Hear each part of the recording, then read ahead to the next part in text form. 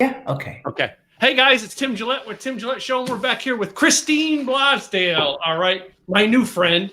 We have now officially spoken at an event together. Yes. Well, more than one, because we've both actually done Craig's as like interview style. But yeah, we actually were featured speakers at an event together this year.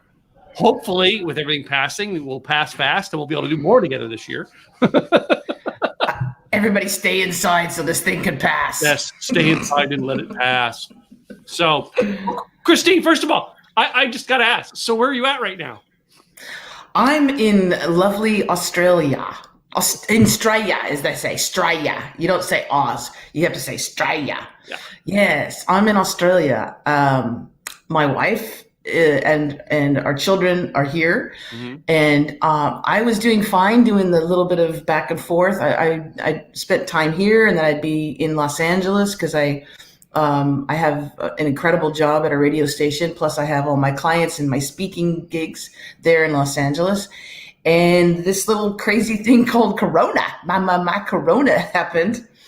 And my wife was just like, Christine, I think you need to get on your flight earlier than, because I was supposed to come out April 3rd. Mm-hmm. And she's like, I think you need to come a little bit sooner. I'm worried that they're going to shut things down. And luckily I listened to my wife and I checked in on my flight and they had canceled it without telling me. Oh my gosh. Virgin Australia had canceled the flight, and I got on the phone with Delta and just basically for hours just waited and then spoke to a woman. And she said the only flight available is today and in a couple hours. Wow. And my wife at the time was still asleep here in Australia time. So I said, book it. I grabbed whatever I could, threw it in a suitcase, made sure I grabbed my microphone. Yeah. I'm like, this is the only way I'll survive the apocalypse. Yeah. I grabbed my microphone and a new shield, like a sound, and went and got cash and came and jumped on that plane. Wow. So it's crazy. With the studio though in Los Angeles, can you do remote shows? Yeah, well, because I'm basically the QVC of progressive radio. So my job and my skill set, and I don't know how it really developed that way so much, but I can raise a lot of money. I come up with ideas for fund drive thank you gifts, and we've had Craig Duswald on. We've had Susie Pruden and Matt Brawning, and these are all amazing folks who do incredible events and give entrepreneurs the tools and techniques and tips and things like that to really make their careers skyrocket. So we would offer those type of programs. And I have raised over $18 million for the network since I've been there. But I raise a little bit over $1 million a year annually. And so the gorgeous thing about that is that I can record through Zoom or through different technologies. I can do interviews with people, offer up a thank you gift, and basically reinvent the fact that I'm not live in studio, but I'll be recording them. So I can do that from here. It is always different though when it's live. There's something magical about seeing that on air, like, Well, it is. We're broadcasting this live now, and when the comments come flowing in, it's like your adrenaline goes up. Oh boy, yeah. Exactly. It's true. Yeah. It's true. It's different than just doing it in isolation. But the main thing is that this technology, thank goodness, you know better than anybody that our ability to reach people. Well, before this whole thing happened. It's incredible that you can be anywhere in the world and reach thousands upon thousands of people. Yeah. And now we're realizing this is what we got. Yeah. This is it. Yeah. This is it for right now. Because imagine if this happened in the 1980s. Oh, we'd be screwed. Yeah. Really, the technology we have today to make this work, we didn't have back then. So, but we would have to be doing beepers. We would be pagers. You mean like you this? Still have a pager? I have a whole story that I use with that in one of my speeches when I talk about building assets. In one of my speeches, I share the story of the pager and how my wife, when she had skin cancer on her arm, we're in for surgery and everything. And all of a sudden, this girl comes in and she has a pager on her waist. And I'm like, pager? And she goes, yeah, in the hospital, you got to have this. You can't use this in there. You got to have a pager to communicate still. Because this will disrupt the services in there, equipment. And I'm like, whoa, I didn't know that. So I'm like, wait a minute, let's talk about assets. All right. So, you know what I mean? So this can still be an asset, you don't know. So that's why I use that as a demonstration thing. And yeah, I used to run a truck repair shop with this thing. Is it still, it's not still on, is it? Not activated. No, you can't. So it's just a prop. Speaking at events, it has been dropped, kicked, thrown, you name it. And it usually comes back to me in 3 pieces from somebody who picked it up across the room when I threw it off the stage after I got done. So, but anyway, yeah, it's it just goes to show. But so, Christine, I assume you didn't always do this. Like, there's got to be a story of how you got here. Is there? There's always a story, isn't there? There's always a story. I actually was, I wasn't doing any on-air broadcasting or podcasting or anything. My background was writing. I was an entertainment writer. Mm-hmm. And remember the days of AOL? Mm-hmm. That was all we had. And I was lucky. I was blessed enough to get a daily column in the entertainment channel because they had different channels. And I had a column called The Daily Fix. And I wrote through a cartoon character, this Hedda-hoppery, very vampy, completely anatomically incorrect, a little bit of a lush. Her name was Beatbox Betty. And I remember Beatbox Betty. Do you remember Beatbox Betty? I remember Beatbox Betty. Well, that was me. Yes, I go back too. Yeah, that was me. And it was great because I could be really honest. I did film reviews, brutally honest film reviews. I did celebrity interviews, and it was one of the most popular channels on on AOL, but also one of the most popular columns. And I loved it. It was crazy hours because I had to be with an East Coast deadline. So West Coast, I had to get up the crack of dawn. But that's how I started working in my pajamas, right? And all I had to do was just, type. So I was doing that, and I loved it because it was relatively easy for me to do. And I was talking through a cartoon character. So it wasn't Christine, it was Betty, Mm-hmm. But then 9/11 happened. And when that happened, it was a flashbulb moment, I think, for millions of people. I know, for millions of people. But when that happened, I was like, I said, who cares what Britney Spears is wearing? Mm-hmm. Who cares who, Drew Barrymore is dating? It just really threw into light what I was doing. And also realizing that there was another part of the world. We knew nothing about the Middle East. We didn't even know past our own borders. Many Americans don't even know where Afghanistan is mm-hmm. on the map. Now we do, but before then we were kind of like kids living in Disneyland. We had all of those great, gizmos and toys and celebrities and all of that. And so after that, I really questioned what I was doing, and I was, channel surfing on, in your car, that ADD radio kind of thing. You're just going, button to button to button and seeing what comes up. And the radio station came up, and KPFK in Los Angeles. And it was so different. It was so unusual because it wasn't that fear, we're going to war, we're going to kick ass, any of that. It was just, well, let's see what the history is in these countries too. Let's see what's going on. And I was just so taken by it that I drove to the radio station, and I just wanted to thank every single person in there. And I asked the guy at the front desk, who's still there today, Stephen, I said, can I just come in and just thank people? Mm-hmm. And he goes, well, yeah, I think that's fine.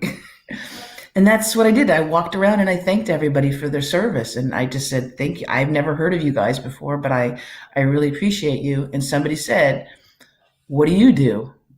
And I said, well, I'm a writer. I'm a beatbox Betty. I don't do much, to help the world, whatever. And they said, you should volunteer. So I started to volunteer.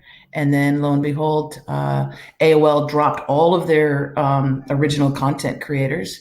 They aggregated to Time Warner. So they didn't want real reviews. They wanted to promote their movies that they had. And really, I think when they did that, when they got rid of the real people doing the content, I think they lost their edge. Mm-hmm. And so I just slid right into KPFK and started working there as just a writer at first. And then it was one of those things where somebody doesn't show up and you have to go on the air. And then once I got on air, I was like, oh, I like this. Mm-hmm. Yeah. And then if you're good at it, then people respond, right? I've never been the radio show personality, but I've been stunt guy for several people online, or several people on radio station in Philadelphia. It was Barsky on Y100, and I was the stunt guy for him. Like I worked another job, but he needed somebody to pull something off. Yeah, we can call Tim. Let's see if Tim will do it, right? And I'd go do it. I've done so many crazy things that I don't want to mention on my own show. I can totally see you as a host, as a regular host, because you know how to engage in conversation. And that's it. I mean, it's like I said, this didn't come to you naturally. This took time to develop. That's why I asked that, and it does. It takes time. It took me time to figure this out. Even my show format. I've been doing a show for 8 years, but I'm still figuring it out. What the show I have today is not the show I had yesterday. So definitely, yes. That being said, in your world, all right, so you start with KPFK, all right, and here we are how many years later, and now you're like their top person to raise funds for them. Yes, and it's been 18 years. This year will be 18 years. It's unbelievable that it's the longest relationship I've ever had is the station. But at a certain point too, it was about 3 or 4 years ago, I decided, because I was doing those shows and interviewing great, wonderful, amazing people. I've interviewed, oh my gosh, Ralph Nader, Ed Asner, Lily Tomlin, Wangari Maathai, who was a Nobel Peace Prize winner, mm-hmm. a Nobel Peace Laureate. What I was doing was I was doing all that content, and I was a little bit restricted, right? Because I got to raise money, right? Mm-hmm. So it's very restricted what I can do and what I can say.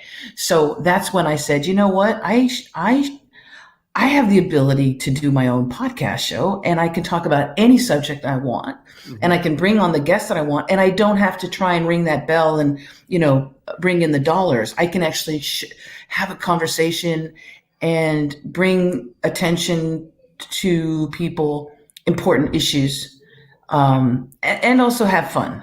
Because every one of us, we've had jobs, but we have issues that matter to us.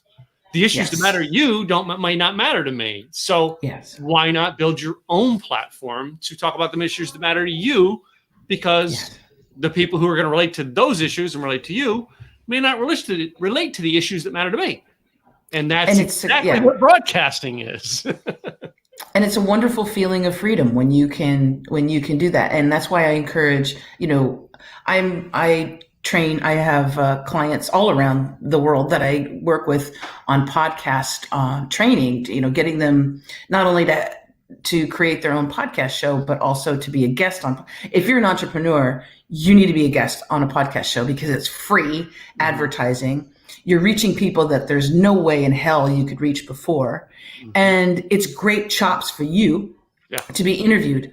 It's one of the most important things. So that's where now too, I have the broadcast, the radio business, but now I have this wonderful coaching program and training, and I love it because there are some amazingly talented people and who have passion and who want to help others.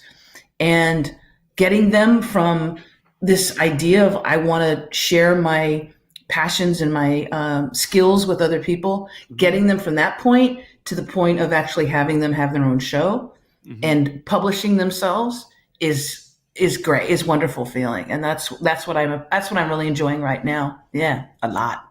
So you're doing that now, but let me ask you this: is there someone in the radio industry who was like a mentor or someone you looked up to that you kind of could say, oh, who's this one person really meant a lot to me? Is there one? You know what? There's a couple, and I actually just recently got to interview one of them. One is Tom Hartman, who is a very popular progressive radio host. He has a national show, and he has an amazing way of doing listener phone calls. He has a very warm conversational kind of tone, but he actually accepts and likes it when people don't agree with him or try and throw him a curveball or, want to challenge him. Yeah. He's not afraid. He's always respectful. He doesn't disrespect anybody. He doesn't drop their call or say, screw you. He actually engages in them to see if he could possibly to maybe change their mind about a particular subject. So I appreciate him. I think he's an amazing broadcaster. And then Laura Flanders, and that's who I got to interview just recently. That's my latest podcast show. Oh. Laura Flanders out of New York. This woman, her whole thing is, and she's been doing this for years, is showcasing people that are doing something good. So it's kind of like that good news piece. Instead of saying the world is, falling apart and this is horrible, oh my gosh, wringing our hands, she actually shows you people that are making a change. They're doing something in their country or in their state, doing something good and positive for other people. And she's just got a great style about her. I really admire her style. The one I follow that's like that, and I don't know if it's your type person, but I follow is Mike Rowe. You know Mike Rowe from Dirty Jobs? Mike Rowe has got this whole Dirty Jobs. Series. Huh? Oh, Dirty Jobs. Yeah. The guy who did Dirty Jobs.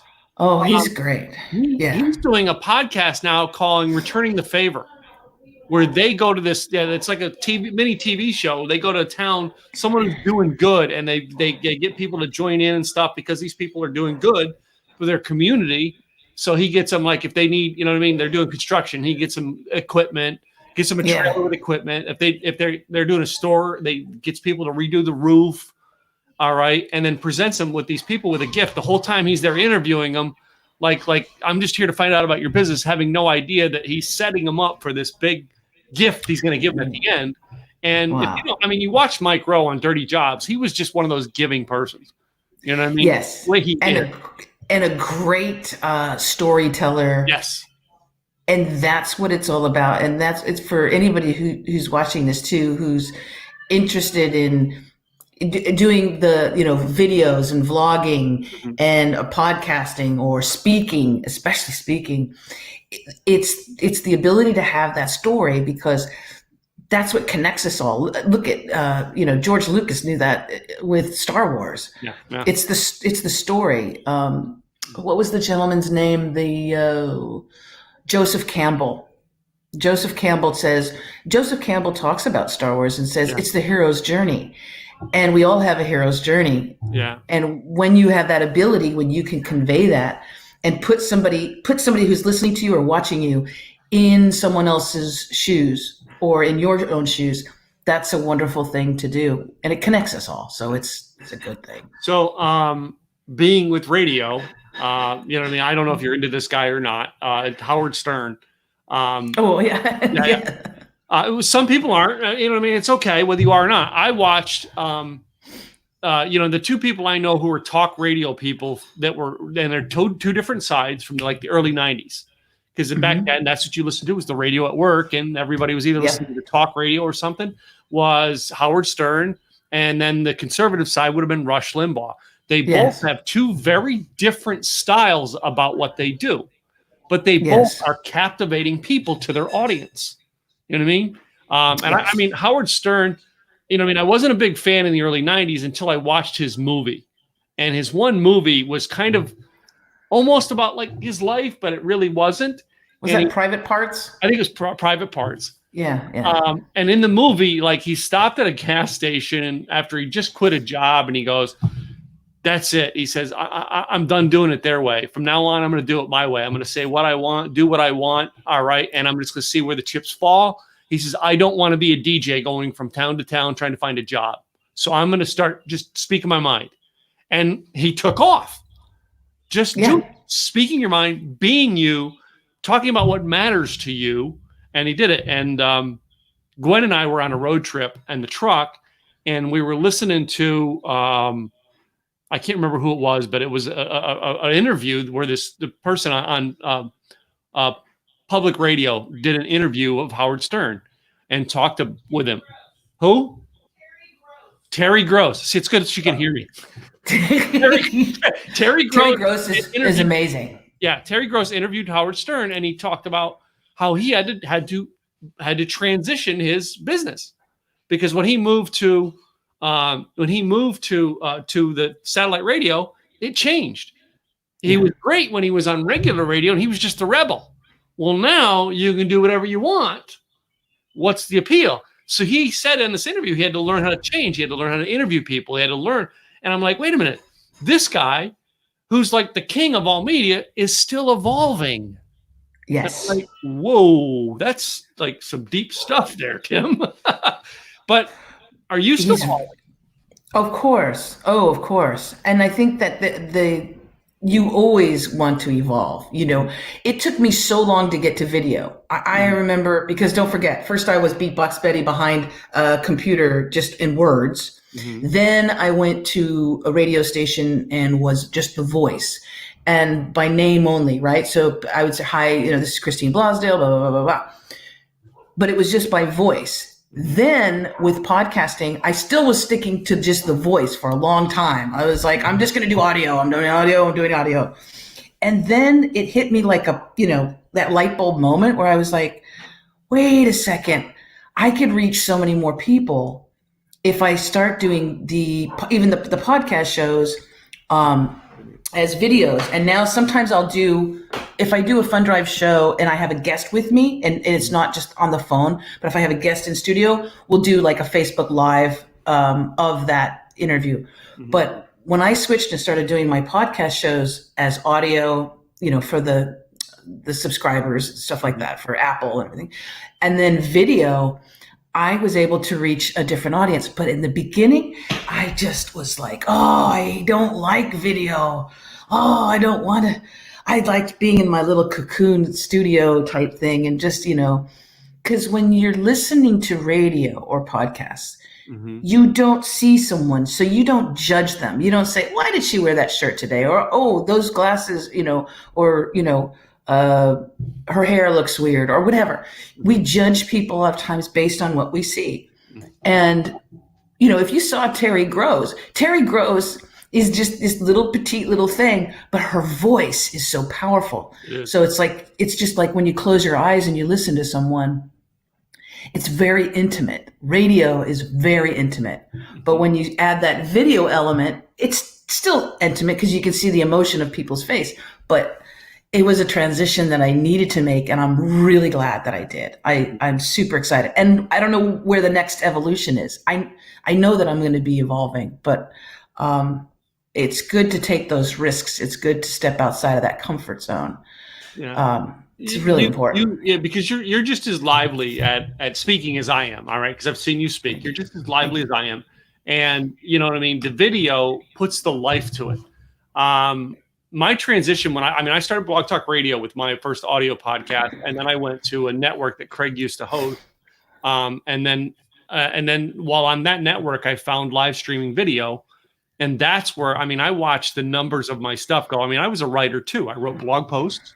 And then I went to radio, and I was like, you don't want to do this podcast thing. All right. But then I started doing videos, and I watched my numbers skyrocket. It's like everybody wanted to see me on video. I'm like, this isn't that pretty. I don't know what you want to say. Yes, you are. We all think we look horrible. It's just life, right? But what do you want to see? I'm sitting here in my office. Yay. But people wanted to see that. They want to see what you're doing. They want to know that what glasses you have on today. All right. If you have a hat on today, if your hair's messy, Yes. I don't know why. They just do. Well, it's that human connection too, and right now, especially, we need that human connection. Yeah. And I had made an announcement. I was just about ready to launch I have a live coaching calls, like it's called Boss AF Boot Camp, and basically it's live coaching calls with a group of people. So people can come in and they can say, this is what I want to do, or this is what I'm thinking about doing. And I basically, what I do for one-on-one clients, I'm doing for a group. Yeah. So I was getting ready to launch that. And then I just told my wife, I said, right now, everybody needs to really, there's a lot of people that are freaking out, and understandably so. They're worried, they're concerned, and they need to revamp the way they do business. They need to either go after their goals and their dreams right now. Mm-hmm. And I said, I'm going to offer that for free on Facebook Live with, for friends. And the response has been so great. Like, people are like, yes, please offer that. And I would like to participate. And I think that's something that, whatever your skill set is, if you can share that with others and do it in a beautiful offering and say, let's not just survive. I don't like to survive. I want to thrive. Mm-hmm. And if I can help someone, Tim, I know you're the same way. If you can help someone increase their income or go after their dreams or their passion, it not only helps them because they have the ability then to maybe have different revenue streams, but it does something for you that you can't buy that. I'm making a difference in the world that I have. All right. And this is what you're thinking. I'm touching who I can touch to help. Yeah. Yes. Yeah. And that's the best feeling in the world. And we have a great friend, Craig Duswalt, who does that as well. Yes, Craig, you said your name 5 times. Did you get that, Craig? Craig. Yeah. He always said, you guys don't say my name enough. Craig Duswalt. Did I say it enough? Craig Duswalt. He was actually at the event that you and I spoke at. And that's the first time that Craig has heard me do my speech at an event. Now, Craig's attended my event and been there in the room while I was doing my regular seminar, but he's never seen my speech. I've seen Craig from his speech to his podcast to his events to his match. I've seen everything Craig does. But that's the first time he's seen me do it. And I'm like, well, I'm going to mention his name 21 times. And everyone, like someone, I think at like 18 was like, that's 18. Well, I have him in my PowerPoint presentation. Yeah. I have a video of him and me, but I also have a photo of him and me, just because we're just like little kids in a candy store in that picture. But Craig's amazing. Well, look at all the wonderful connections we've made through. Well, if it wasn't for Craig, I wouldn't know you. All right. And literally, exactly. When you joined I was excited when you joined the mastermind because I knew that I can learn from you, number one. And your business mainly was Los Angeles at the time. Yeah. Now you're spreading worldwide. So like everybody else can hear your radio show. I couldn't. I'm in Dallas, Texas.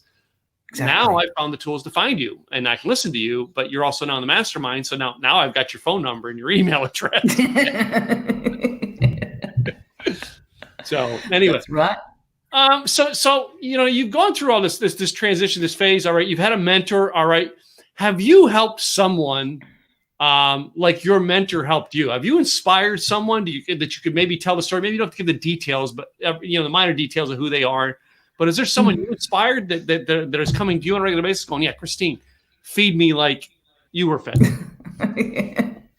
It's really wonderful because of the fact that I've been on air for so long at the radio station. And the shows that I do are always about either uplifting ourselves mentally, emotionally, spiritually, or physically, ingesting, making sure that we're consuming super amazing food, things that make us feel alive. Mm-hmm. So I always do something that's really positive. And the best response that I get and what I love the most is when I'm at an event and people come up to me and they say, thank you so much for offering. Well, when I'm at Craig's events, a lot of those people in the seats are people that have listened to the show and they pledged, Mhm. and they come up, and these are a lot of times too. They're people in their 60s and even 70s, and they just come up and they give me a hug, and they're like, "Oh my gosh, I a light bulb has gone off, for me. I didn't realize that I had this book in me. I didn't realize that I had this business in me. I can do this." And when they have that light bulb and they come and hug me and they say thank you because I wouldn't have known about it otherwise, oh my God, that is I lose it.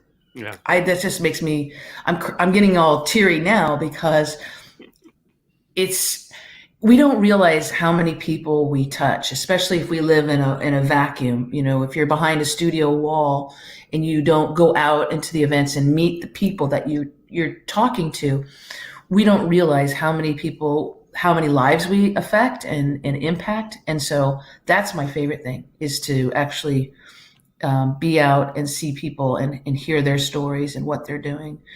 That's the thing. That's the other thing right now too that I miss about what's going on with this current. Yeah, it is that is the tough part about not being able to be out and touching the people and stuff. Yeah.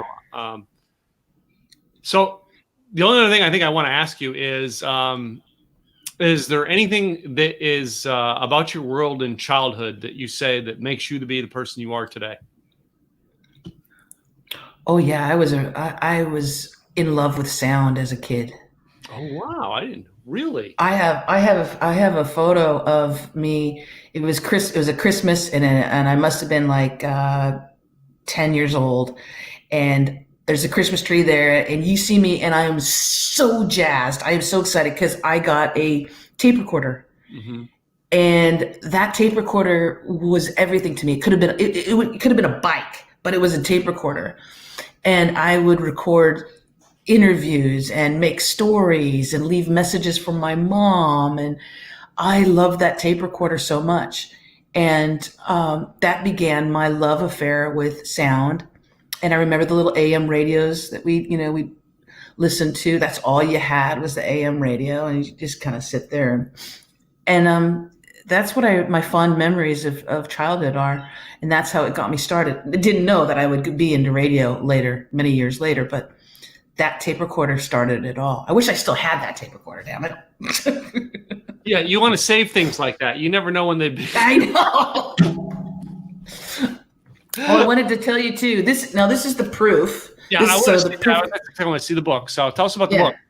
So I'm super excited for this because this is another dream I've always wanted to be an author. Mm-hmm. And I've done compilation books, with Craig. I've done a compilation book with Susie Pruden, and they all were, number one books. That's great.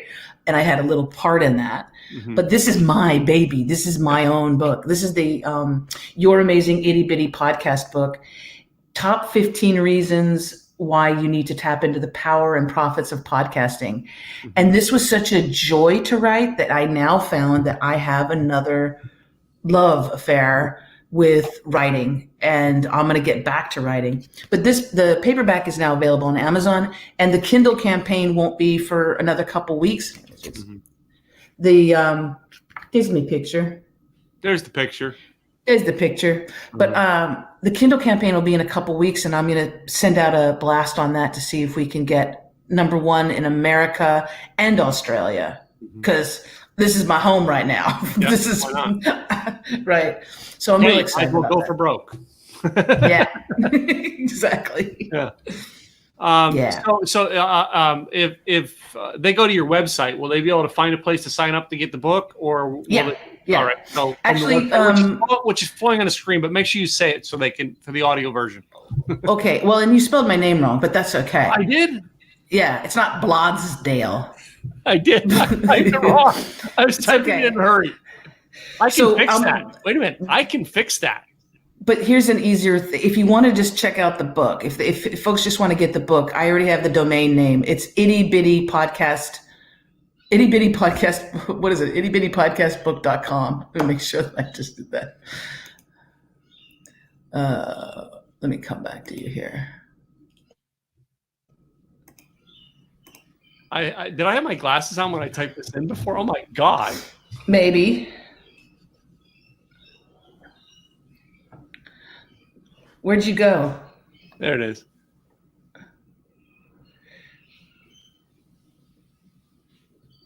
I'm actually making sure I have it up now. I think I have it because I actually had it. I have it on all my notes over here to make sure I typed it in right, and I didn't do it. So. Well, what's so funny is that I only just now saw that because it all looked so. It looked perfect. Yeah, and folks can just do itty bitty podcast book. Okay. .com, ittybittypodcastbook.com for just the podcast book information. But if they go to christineblosdale.com, they can, you got it now. So let me see if I can show it. So itty bitty podcast book? Yeah. All right. So that's the other one I have. The other features I have is I can show it there. But I'll put it all in the show notes when I put it up for everybody to be able to find all that. So perfect. Your book, all right, and they go to your website. They can also find out about how you offer the coaching and stuff you offer, all right, and the mentorship you offer. And if you're in Los Angeles, or you guys do have an online app now, don't you, for the station? Yeah, it's they can get the Pacifica Radio app. Okay, and it has all of the stations, the sister station. It has New York, LA, and all that. Yeah. So if you're around the world, you can find it that way. I know, but if you're in Los Angeles, you can actually KPFK. Yes, 90.7 FM, 90.7 FM. So, and really encourage people if they want to support radio, community radio, because the funding has been yanked from underneath all of the public radio stations. It's really needed right now. We really need community-based reporting, as you know. Yeah. So I have one other thing I like to do that at the end of my broadcasts. It's a little game I like to call This or That. You willing to play a game with me? I will play a game with you, no problem, Tim Gillette. I trust you. So I'm basically going to give you an option, one or the other, all right, and a couple of them, and you just got to pick which one is yours, and you say yes or no, or pick one, all right? There is no medium. There's only two controversial ones, all right? But people will answer them. So let me do this one here, okay? We'll start out with a good one first. Is Star Wars or Star Trek? Oh, Star Wars. I had Star Wars sheets as a kid. Star Wars. Aha. So, all right. Flintstones or Jetsons? Oh. Jetsons. I can see you more as a Jetsons person. So let's do a little bit of geography, okay? So, the mountains or the beach? Beach. All right. Yeah, you live in California. It's got to be beach, right? Beach. All right. City or country? Oh. City, because I do love my sushi. Yeah, I know. It's hard to find. That is. You can't find a sushi place in a small town. It's good. Coffee or tea? Coffee. Ah, yes. Now I love you. Coffee. Strong espresso coffee. Yep. Hamburgers or tacos? Tacos. I like the tacos. Most people answer tacos. I'm hamburger. So most people who go on my show are tacos. We're opposites. What can I say? We still love each other. Yep. So beer or wine? Wine. Okay. So now I have two. They're a little bit controversial, but I know you'll answer them. All right. One, especially at this point in time in our world, is toilet paper under or over? Anybody that does toilet paper under is like a psychopath. It's always over. It's got to be over. That has created wars. Who the hell does it under? I used to. You can't grab it. Then you got to touch it with your hands. No, it's got to be over. That way you can spin it. We don't spin anymore. We don't spin You can't afford to spin anymore. That stuff's like gold. So the last one is kind of unique, but it could be you, could be what you prefer. Boxers or briefs? Oh. Well, they're not the briefs. They're kind of in between the boxers and the briefs. What are they called? I think they're called boxer briefs. That's Someone who couldn't I don't like the decide one briefs. side or I don't like the other little. in between. I don't like the little tiny briefs because no, it's not a look. But I don't like the boxers either because it's too much material. But it's like in between the boxer brief and it's with a stretchy, soft material. Mm-hmm. So no tags. Again, these are things that are just fun to see what people like. So, again, Christine, I want to thank you for coming on the show today. It's been fun. All right.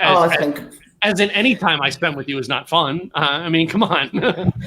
You have been the funnest, best interview of me because I have had some interviews before. Tell you, but thank you so much. You were a blast. I do love it, and I'm studying to get better at it. So I study people to find, and I hope all of you. That's why I have people like Christine on. She's an expert in podcasting. I do podcasting, but I have a blog and video. She's like right dead smack in the middle of what I do.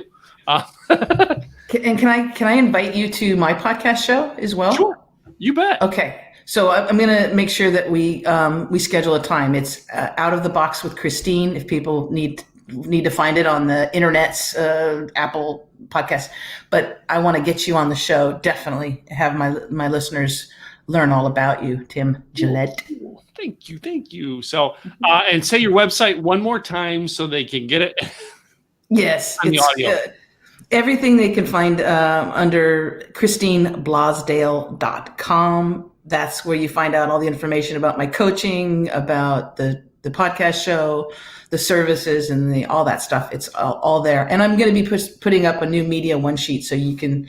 So I can hire you to speak. Yeah, you can hire me to speak, and especially since we're doing more virtual speaking, I'm ready, Dave. I'm ready to do that. Yeah. So, well, cool. Well, thank you for joining us all the way from Australia. No, that's right, Australia. It's been fun, and guys, Tim Gillette Show. I'm on a kick. I'm going to get 130 days, 100 experts, 30 days. All right, join us, timgilletteshow.com. Come see us next time and make sure you subscribe. See you later. Be safe.